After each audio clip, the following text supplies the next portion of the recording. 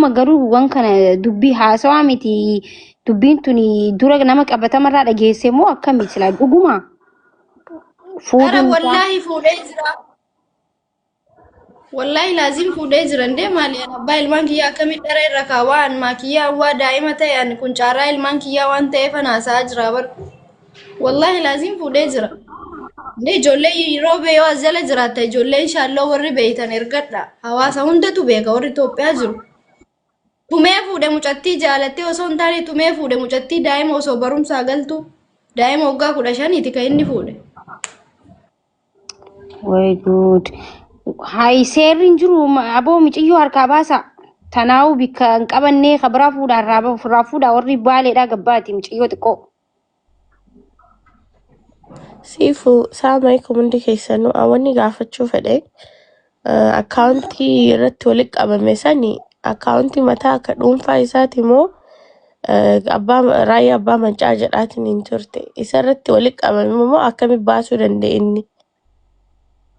No, sanii miti. Ilaali hawaasni Oromoo yeroo sadi na gargaare. Gargaarsa hawaasni Oromoo yeroo sadi na gargaare san ka yeroo lama na gargaare akkaawuntii haadha isaa irratti guurame. Sanumaa wanni an quba irraa qabu hin jiru hin beekuwan. Si galee. Amootu ani kanan beeku misaaleedhaaf gargaarsa uummanni Oromoo kana gargaare kanan beeku kan ofii kiyya. Akkaawuntii raayyaa abbaa maccaa irratti Mubaarak Musammaatii waliin guure sana qofan beekaa jechuu jira. San ispoonsaran ittiin galchan anaaf ijoollee kiyyaaf isumaa waliin jechuudha. Sigale kan duraanii ammootu an akkuma nama tokko abbaa ilmaan kiyyaati sigale yookaan lafa ittiin nuubite yookaan mana ittiin nuubite anumaaf isaaf ilmaan kiyya fayyadaadhaafan callise sigale garuu hadha gaafan dhagahu mana saniin mana duraan ittiin maallaqa sanillee maqaa haadhaatiin manni sunillee akka dhagahutti yaa maqaa haadhaa ta'e maqaa isaatiin ta'e beeku macheef namni zaalimni maqaa ofiitiin mana hin bitu beeyte yookaan maquma haadha ofiitiin bitata malee. So qabeenya kiyyaaf ka ilmaan kiyyaa ka hawaasni Oromoo nu guureen hadha jaartii itti fuudhe si galee.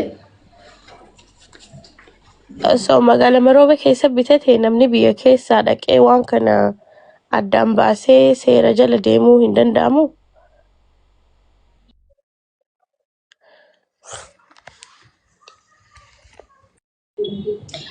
Maala namni dhimma isaa keessa namni galuu barbaadu hin jiru namni martinuu waan bilbilee dhimma isaa ittiin haase abboo kun zaalima biyyayyuu nu jalaa balleesse naan jedha namni hundinuu zariin isaa ammoo namni tokko zariin isaa haadha isaa obboleeyyan isaa hittime'an maatii isaa zarii isaa waan ta'e duraan qabee itti hadhaa miti bara 2023 2024 si galee ittime ilmi keessan gocha akkasiin irra godhaa jira haadhattillee ilmi keessan waan akkasiin irra godhaa jira gocha akkasiiti ijoollee quban qabu nan gargaaru ijoollee kana kophaa kiyyan guddisaa jira hawaasni Oromoo ammoo akka aniif inni ilmaan kana waliigallee guddifachaa jirrutti beeka dhimma kiyya kana gar tokko na kaaya ilma keessan gorfadhaa natuma anallee natuma ijoolleellee nutuma akkasuma ammootu an nama dhukkubsattuudha na biratti dubartii biraa olii gadi ari'a gobbee ummata Oromootti hawaasa Oromootti madha jedhee zarii isaa waan ta'e maratti machaan bahe namni tokko furmaata namni naa godhu hin jiru.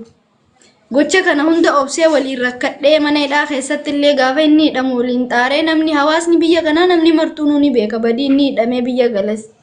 Hadha garuu sana maraalee jambii godhee caarraa ilmaan kiyyaa ilmaan kichuu arfan kana isaan abbaan isaanii boru dhufa har'a dhufa osoo hidhanii eeganuu inni ammootu nu alatti nu darbee akka waan nuti homaa jechuun nama ija namaattuu sadarkaa namaattuu yuun lakkoofne si galee deemee bultii biraa ijaarrate. An ammoo ragaa baay'ee qaba gocha inni anaaf ijoollee gochaa ture sagalee inni gabbee hawaasa Oromootti madhu naan jedhe akkasuma ammoo waan inni na sodaachisaa tureen waan hunda isaatu ragaa qabaan. Yaa cubbuun namarra dalaganii hin turtu beektaa harkarra namaa deebiti tabaranaa duraan ilmaaniin deebiti amma abbaan deebiti. Ati haqa kee rabbiin haqa keetiif haqa ilmaan keetiillee akkasumas namni walitti qabu kana ilmaan ta'aa ittiin guddifattaniif jijjiirtaniif walitti isinii dhufanii qaban gaafsanillee. So gaafa akkana ta'u immoo haqni ni baha ni tura malee ni baha. Ati akka nama tokkooti akka dubartii tokkootitti rabbiin nama jaalatu nama ifii jaalatu waan akkanaa yookaan argitee testii akkana namaa kenna rabbiin. So gaafa kanammoo obsa godhattee of jabeessitee sammuu keetii yaaddee boo'icha bichaan dabarsuu osoo hin taane waan dhugaadha nama dhagama ilma namaati. Shamara takka teettee yoo ka boottee if cinqitu taate siifu kana caala daranuyyuu sadarkaa maraatuuf geessita.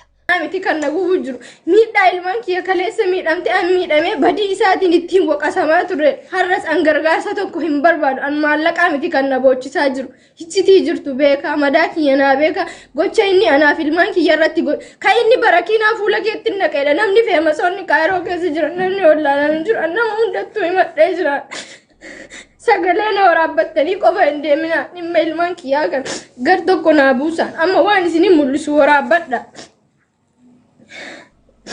Undumti keessanuu yoo haalaanii filmaan kiyya keessa darbaa turre waraabbadha. Kaameraa duddubbana akkasitti naa garagalchi akka nama qabe asirraa baasiiti. Waraabbadha hundi keessanuyyuu seenaadhaaf. Yanaa beeka akka dubartii tokkotti waggaa baay'eedhaaf miidhamaan ture sinii galee waggaa baay'eedhaaf madaa baay'ee qabadheetan asiin gahee dhimma ilmaan kiyyaa kana keessaan manguddoo keessaatiin nadhabee sinii galee akka ijoolleen kiyya kun zarii fi fira hin qabne tokkottiin sinii galee miidhamaa ture. Amma ammootu keessaan namni homaa naa gochuu hin danda'u waan ta'eef wanti hundi gaafa wina kiyyaa ol ta'uun hawaasa kiyya gara keessan fidadhe waan ta'eef hundi keessanuu yoo anaa dhimma ilmaan kiyyaa gar tokko naa kaa isa yoo ta'e jireenya biraa jira ijaarratee jira kalas jireenya dhuunfaa isaa keessa na baasee jira anas ilmaan kiyyas nu baasee jira waan ta'eef adaraa oromummaa kaleessa waan ani isinin mul'isu kana waraabbadha hundi keessanuyyuu waraabbadhaati akkuma nama tokko quuqamtanii dubbachaa jirtan naa dubbadhaati dhimma ilmaan kiyyaa gar tokko naa geessa waraabbadha hundi keessanuu kuni qaama ilmoo kiyyaati kuni tiktookiin naa dabuu danda'a waraabbadha hunda isaatiyyuu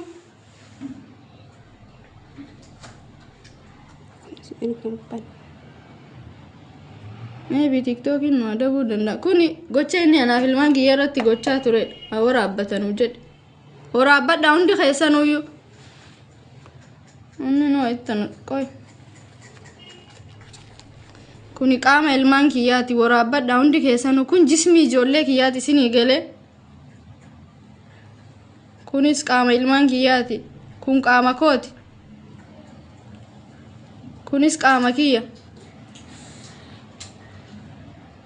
kunis qaama kooti tinaqaa akkasuma mootuu hawaasa oromootti gabbayii himadhaan hawaasni oromoo homaan an godhu ka jechaa ture san maran hin qabu kanaaf mootuu manguddoon kaayiroo keessa jiran hundi isaaniitu arganii jiran har'aa miti ka isaan argan bara 2024 irraa 23 irraan itti mul'isaa ba'e namni biyya kana keessa amaaniin hariiroo qabu yookaan ammoo jaarsi ana jedhee jaarsi manguddummaa ta'u hundi isaaniitu kiyyaatti mul'isee jira. Namni qaama ilmaan kiyyaatiif qaama kiyya hin argine hin jiru. Akka ammootu gargaarsa uummanni Oromoo na gargaare kan an homaa akka quba hin qabne akka an irraa hin gargaaramnes akka an ittiin fayyadamnes ni beekan. Hundi isaaniituyyuu sheeyxaa'ir ni beekanii siraay sabaa ni beeka akkasuma abbaa Oromiyaa manguddoo kaayiroo keessa jiran warra sikkoo mandoo hundatti himadhee jiran. Isaan irraa dadhabeen isinit dhufee himadheen. Sifu akkam nagaa? Jira nagaa alhamdulillah. Rabbi Arab. Sagalee amma. Fayya. Nagaa alhamdulillah galata rabbi. Guys immoo shiboocha dhiisaa ka tiktokiin irratti gubaa. Tiktokiin si jalaa gubata madaa akkam agarsiifte kana miira keessa galtee poostiin godhin tawaa qabuu telefoonaan qattu. Ati filmoon teellee rabbi qabdanii ishee rabbi ummata kana qabdanii. Tole. Asli. La ani gargaarsaa fi miti si galee garuu ammootu TikTokin si jalaa gubataa jedhee gargaarsa hin jenne. hin beeka la ayya rakkoon qabu. Waan madaa kana TikTokin si jalaa gubataa yaada kee afaanumaan himadhu. Ilmaan keella ilmaan Oromooti. Atilla intala Oromooti. Rabbi haa qajeelchu shayxaana jidduu keessa hin jiru. Rabbi haa qorra'u. Kanuma jenna ka waan badaa waan jennu hin jiru. Abbaa ilmoo faara ilmoo jidduutti. Rabbi faala haa buusu. Homaa furmaatan arganne sir. Furmaata maalii arganna? Fuudhee bultii biraa ijaarratee jira. Fuudhee siin jedhe moo sargii argite moo wanni qabatamaa hin hafama dubartii kana moo maali sira qabatamatti wanni harkaa qabdu jira tacabbaaci. La wama dhugaati kana namni hundinuu ni beeka. Hin beeka hawaasni martinuu ni beeka waan yookaan hinaaffaa namni waan jedhamu miti. Maani waa daa'ima ta'e ka hinaaffaadha gabbee waan kana mara haasa'u. La uma qabatamaa jechuun isarraa tasfaa dhabee abdii dhabee kun waan caarraa ijoollee kiyyaa ta'eefan gabbee hawaasatti misii galee hawaasni kun ammootu akka ani inni waliin jirutti yookaan ammoo akka inni ilmaan kana quba qabutti garuu ammootu dhugaan jirtu kana hidheetan hawaasatti ibsuu jira fuudhuma dhugaadha kananni fuudhe. Rabbi haraafisu baay'ee bareeda inshallah. Ani wanta maaf seene akka madaa garaagaraa argite ergisiiftee tiktookii ofirraan qubaniif seene hundaafuu rabbi isin yaa laaffisu kaasiifuuti yaada wajjin jirra karaa biraatiin inshallah. Rakkoo jidduu jaarsaaf jaartii waan furuu dandeenye miti manguddummaan isinii haa furte yoo danda'ame. Rabbi si yaa Kuni waan laaffisu baay'ee. jaarsaaf jaartii yookaan ammootu manguddoo jedhamu jiru maa hin beeytanii hundi keessanuma duraanillee isinii himadhee jira bar namni kaayiroo kana keessa namni wallaalee hin jiru. Waalaikum assalaam warahmatullahi wabarakatuh.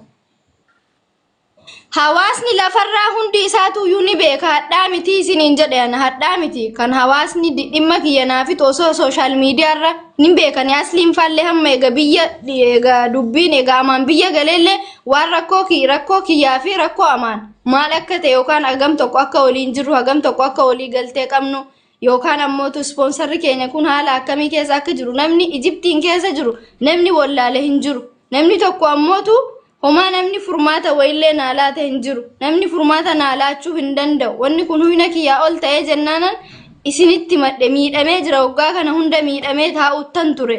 Oromoo naa beekaa jedheen isinii himadhe malee namni kaayiroo kana keessa Oromoo ta'ee miidhaa kan qo'an ittiin himatiin hin jiru. Madaa kiyyallee arganii jiranii miidhaa kiyyallee arganii jiranii akkamitti akka ilmaan kana asiin gahellee namni hundinuu ni beeka. Amma wanni na haasofsiise dhimma fuudha isaatii miti wanni isin na haasa'uu qabdan.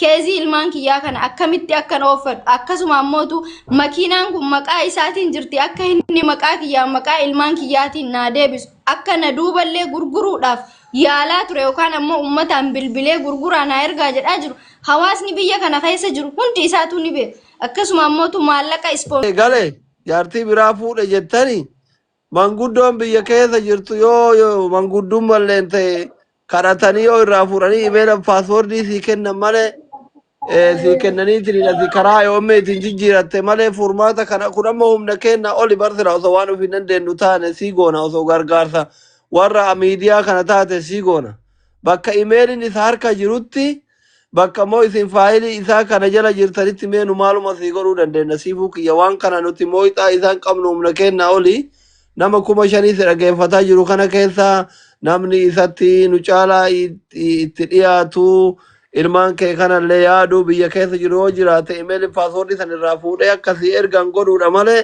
osoo imeelii paaswoordiin si ergame salphaadha maqaa jijjiiruun asiinuu ayoommiinuu hin danda'amaa naan jedhan gaaf duraa akkas naan jette ijoolleen ispoonsora sii goote. Carraan jiru ummanni akka dhagayuuf jechuun ummanni akka dhagayuuf waa'ee lola